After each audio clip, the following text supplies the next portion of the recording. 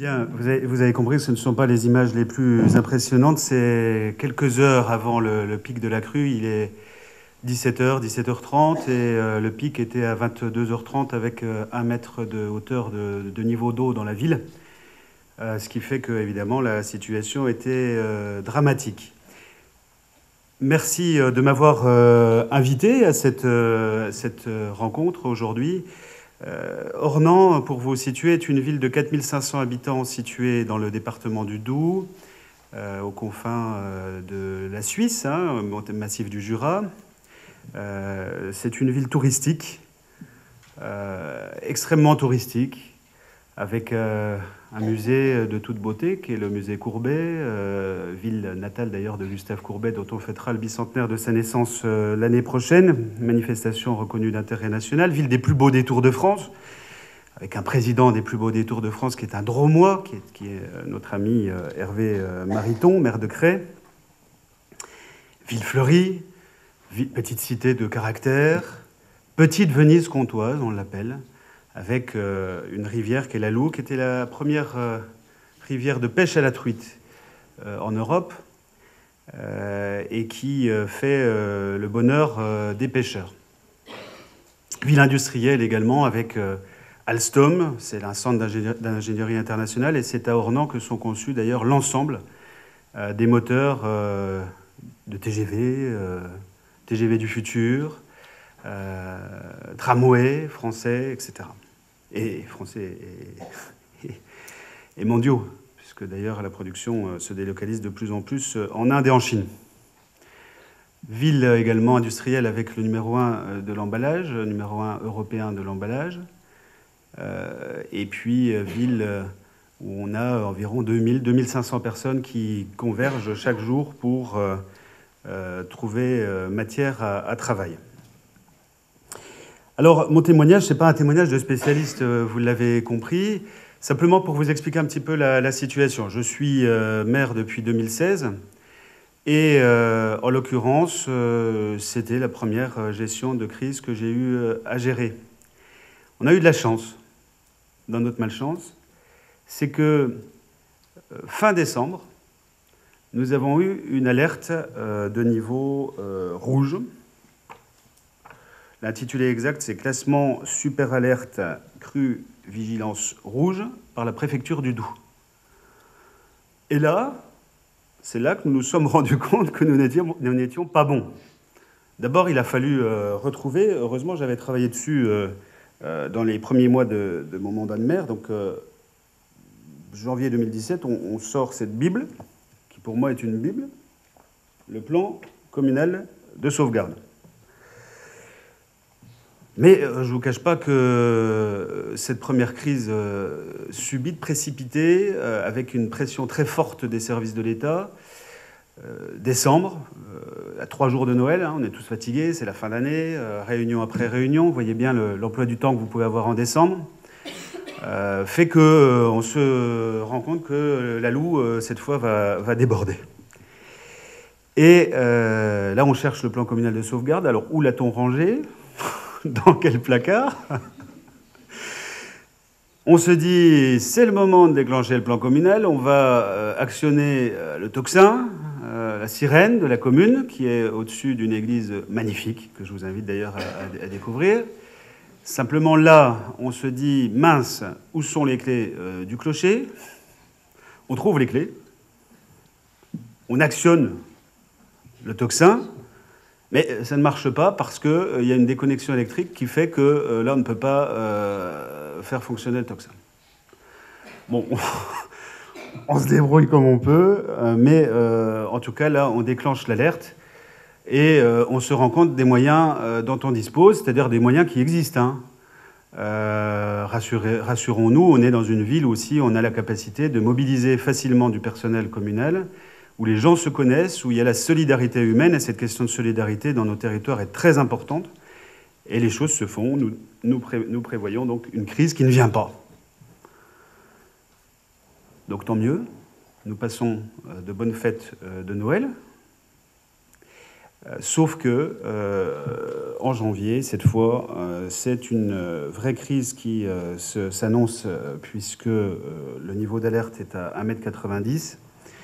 Nous avons atteint 2,65 m de niveau, c'est-à-dire une crise qui n'était pas arrivée depuis 1995 précisément, parce qu'on a passé le niveau de 1995, où d'ailleurs, si vous en souvenez, Dominique Voynet était la première sur les lieux, puisque c'était une locale de l'étape. Cette crise, finalement, grâce à l'exercice de décembre, a été bien gérée. Sauf que là, et j'en parle volontiers parce que Nicolas Régnier, le directeur de cabinet, n'est pas là. Mais cette crise, elle a été minimisée parce qu'on était tous contrariés. Il n'y avait pas eu de crise en décembre. Donc on s'est dit, c'est bon, arrêtez de nous mettre une pression forte. Et donc les services de l'État n'ont pas mis de pression particulière, sauf à 18h ou 16h de la crise. Mais là, nous avions quand même, grâce à cet exercice de décembre, la façon d'avoir sous le coude, cette fois, ce plan communal de sauvegarde, de l'avoir retoiletté un tout petit peu, et d'avoir commandé des cuissardes aux tailles de nos employés, aux tailles du maire aussi, 46 en ce qui me concerne, et c'était pas évident de se promener d'ailleurs 3 jours dans cet équipement. Je dis ça parce que ces petits détails sont que ça fonctionne ou pas. Il faut avoir non pas la culture de la crise, mais la culture de l'anticipation, la culture de la prévention. C'est ce que vous disiez à l'instant, Monsieur le Président, et c'est tout l'enjeu d'ailleurs de l'IRMA que je salue et que je ne connaissais pas jusqu'à il y a quelques mois à Besançon. Cette crise a été gérée, je pense, de façon très correcte. D'abord, c'était la mise en œuvre d'un poste de commandement avec des contacts très étroits avec l'État, bien sûr. Il n'y avait pas que la commune d'Ornans concernée, mais c'était la plus impactée. Et au même moment, d'ailleurs, Nicolas Régnier n'était pas là, comme aujourd'hui. C'était pas les Gilets jaunes à l'époque, c'était une crise, une émeute à la prison de Besançon. Donc il devait gérer en même temps l'émeute et à la fois la crise des inondations. Donc j'étais en contact régulier avec lui, avec le préfet lui-même. Très vite, la gendarmerie nationale est arrivée par des moyens héliportés.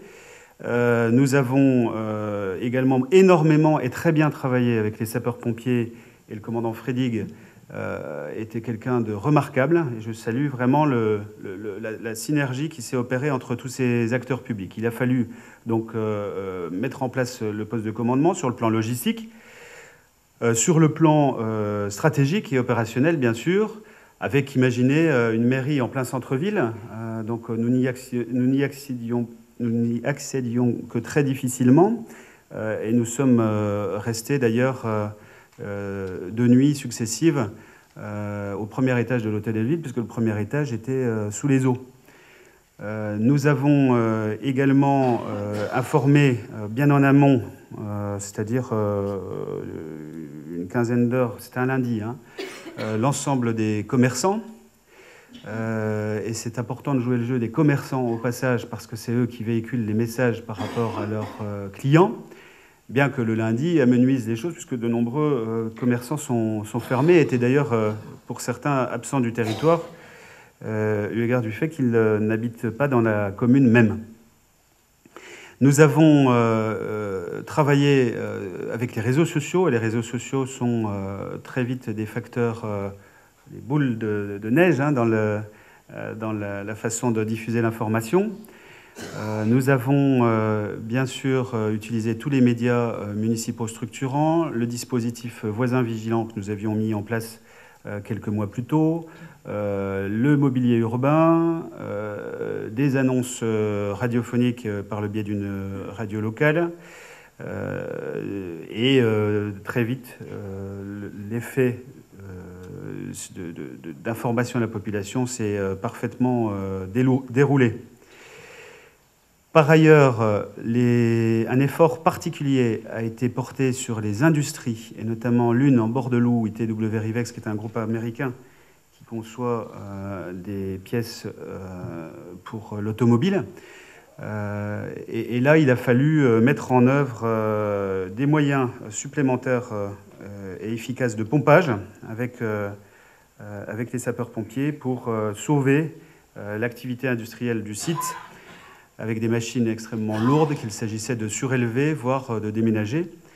Et il est important aussi d'avoir en tête que chaque établissement doit avoir un plan de prévention et chaque site industriel doit avoir un plan de prévention. Et que là aussi, c'était un exercice grandeur nature qui a porté ses fruits puisque l'ensemble du personnel, les 150 salariés, étaient mobilisés pour nettoyer, pomper et sauver l'outil de production. Par ailleurs, dans notre commune, nous n'avions pas finalisé la voie de contournement urbaine. Et donc seule la traversée et l'accès entre Besançon et Pontarlier, préfecture et sous-préfecture, toute la voie était bien sûr sous les eaux. Et donc nous avons dû interdire, enfin l'accès, la circulation n'était plus possible, quoi qu'il en soit. Mais clairement, le transport public non plus. C'est-à-dire, tous ceux qui devaient livrer le mardi ont été informés d'une incapacité de livrer. Les transports publics gérés à l'époque par le département, les transports scolaires ont été avisés, supprimés, bien sûr, dans leur effet. Et nous avons pris la mesure aussi de la nécessité de fermer les établissements scolaires, écoles et collèges, 2 collèges, sur notre territoire en lien avec l'inspection d'académie. Donc là, dès lors, s'est déclenché aussi une information aux parents d'élèves de notre territoire et des communes alentours, par le biais du réseau des parents d'élèves, par le biais des enseignants, par le biais des directeurs qui se sont mobilisés pour informer du fait que les écoles fermaient. La crise a été aussi une gestion de crise en matière de communication. Il s'avère que c'était un peu ma spécialité, puisque j'étais directeur de la communication depuis ma carrière dans la ville de Colmar et plus tard de Pontarlier, avant de changer d'orientation, puisque je suis cadre territorial. Et j'ai envie de dire que je n'avais jamais vu autant de journalistes de ma vie. Même à Colmar. Et là, ça a été un coup de fil en disant « Ah, bonjour, monsieur Ducret, je vous avais vu il y a 2 ans pour l'affaire Leonarda à Pontarlier. Est-ce que vous vous souvenez de moi? Je suis de LCI ou de BFM, je ne me souviens plus. Je suis en route, j'arrive. » Très bien, ça commence. Et alors, c'était un début de commencement, puisque ça a été, je crois, 150 journalistes nationaux et internationaux qui sont venus dans notre ville. Ce qui était un raz-de-marée médiatique extraordinaire, avec des interventions de nuit sur France Culture, je me souviens, sur RMC, sur tous les médias souhaitaient absolument traiter le sujet d'Ornans. Et je vous avoue que là, en l'occurrence, ça ne m'amusait pas tellement, parce qu'au début, ça peut être amusant en disant bah, « Tiens, c'est rigolo, quoi, les médias s'intéressent à nous ». Il ferait mieux de s'intéresser d'ailleurs souvent à d'autres sujets comme Courbet, par exemple, et le bicentenaire que nous allons susciter, ou en tout cas l'attrait de notre belle rivière de pêcheurs. Mais là, en l'occurrence, il y a eu 150 interventions médiatiques qui ont été à gérer, et nous avons très bien géré les choses avec le commandant Fredig. L'image était et je suis désolé, le directeur de cabinet devait avoir aussi quelques images de quelques séquences, mais le souci était pour nous vraiment de montrer, non pas l'élu, parce que là on ne pense pas à soi, je ne vous le cache pas, mais de montrer vraiment les pouvoirs publics ensemble, avec un discours cohérent, commun, très bien méthodique et organisé. Et il s'est agi aussi de donner l'image de services publics rassemblés face à la crise. Et là, très clairement, les 3/4 ou les 4/5 des sollicitations médiatiques ont été gérées avec le SDIS du Doubs, dans un affichage extrêmement positif pour l'image même du service public et des acteurs publics locaux. On pourra en reparler à la pause ou à d'autres moments, et n'hésitez pas à revenir vers moi là-dessus, parce qu'il y a un vrai enjeu aussi à travailler, la forme, pour ne pas subir après la détérioration de l'image de son propre territoire en matière de fréquentation et d'image touristique. C'est important. Je vois que le temps passe, on me dit que le temps passe. Un petit panneau, c'est très bien fait, monsieur, d'ailleurs. Hein. Bientôt, il va y avoir le 2 minutes, je crois.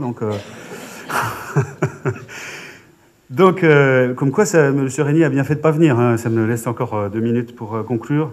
Simplement vous dire que le sentiment que j'ai eu, c'était que c'était vraiment une vie en autarcie. On était coupé du monde, on ne pensait pas aux copains des petits villages à côté qui étaient sous les eaux. Seule notre pomme comptait. On vit vraiment de façon coupée du monde, isolé. On ne pense qu'à notre commune. Le reste du monde n'existe pas. Nous ne nous intéressons plus à l'information périphérique. Et la conclusion, c'est vraiment de dire que je pense qu'il faut garder l'échelle communale. Je ne suis pas un militant d'une intercommunalité, d'un plan intercommunal de sauvegarde. Je suis un militant d'un plan communal de sauvegarde avec, je dis bien, un schéma intercommunal de prévention et de sauvegarde. Ce schéma, ça va nous permettre de nous mettre autour de la table, entre acteurs d'intercommunalité aujourd'hui très larges, et de nous dire, voilà, travaillons ensemble, mutualisons les moyens, aidons-nous, coordonnons-nous pour être plus efficaces sur le terrain et pour vous venir en aide. Parce qu'une fois qu'il y a des moyens qui sont mobilisables, y compris dans notre commune, qui est la commune bourg-centre de l'Intercos, après c'est que des petits villages, hein, pour mutualiser nos forces et nous unir en cas de situation similaire. C'est important, moi je pense, d'avoir cette vision collective de la gestion de crise. Encore 2 minutes, encore un dernier mot. Je pense que cette crise était utile et que le plan communal de sauvegarde, le document d'information, le dit CRIM, que nous devons éditer, sont des documents précieux. Il faut sensibiliser l'ensemble des acteurs. Et en venant hier soir dans le train, eh bien, ce document, cette Bible, elle n'a pas 2000 ans, elle a 2 ans ou 1 an et demi, mais je peux vous dire qu'en fait, elle est caduque. Elle est caduque parce qu'il y a plein d'informations qui sont désuètes, qu'il faut aujourd'hui remettre au goût du jour, qu'il faut retoiletter, des coordonnées, des numéros de téléphone. On ne s'est pas assez appuyé sur l'expérience de l'année dernière, ou de cette année, pardon, pour le retoiletter, et je vais m'y employer dans les jours qui viennent. Parce que ce qui est catastrophique, c'est que nous sommes passés d'un niveau rouge d'alerte à la crue, au cru, à un niveau rouge d'alerte à la sécheresse, avec un niveau d'eau jamais atteint dans le sens inverse cette même année. Et depuis 3 jours, alors qu'on n'a plus le droit d'utiliser quoi que ce soit depuis 2 mois pour laver sa voiture ou pour arroser, eh bien, on retrouve un niveau d'eau extraordinaire. Donc, on voit bien que le milieu karstique et le sol est gorgé d'eau et que ça peut reproduire des mêmes effets dans les semaines à venir. Et c'est ça qui est une évolution extraordinaire de notre société. Et qu'il va falloir s'habituer à gérer de plus en plus de crises dans des scénarios qui sont, non pas qui dateront pas, qui remonteront pas à 1953, à 1995, mais qui seront récurrents à court délai. Et il faut vraiment avoir cette culture de la gestion de crise, de l'anticipation, de la sensibilisation, de l'information, pour que nos concitoyens arrivent à subvenir aux difficultés rencontrées. Et c'est pas une affaire de spécialistes. Hein. C'est pas qu'une affaire de spécialistes. C'est une affaire de spécialistes. Mais c'est à nous, citoyens, de nous approprier le discours, la méthodologie et surtout la dimension de solidarité dans nos territoires est très importante. C'est pour ça, c'est un petit message politique. Je crois qu'il ne faut surtout pas dépouiller les territoires ruraux des services publics de proximité. Et il faut inventer et innover pour avoir une ruralité qui soit à la hauteur des grandes périphéries ou concentrations urbaines, pour pouvoir agir et avoir un niveau d'égalité de traitement de la crise, quel que soit là où on habite et quel que soit là où on travaille. Je crois que les pouvoirs publics doivent considérer que la France est un maillage territorial qui doit permettre les mêmes conditions à chaque citoyen, et chacun doit se professionnaliser, y compris nos élus locaux qui sont souvent dépassés ou qui n'ont pas cette culture de la prévention des inondations.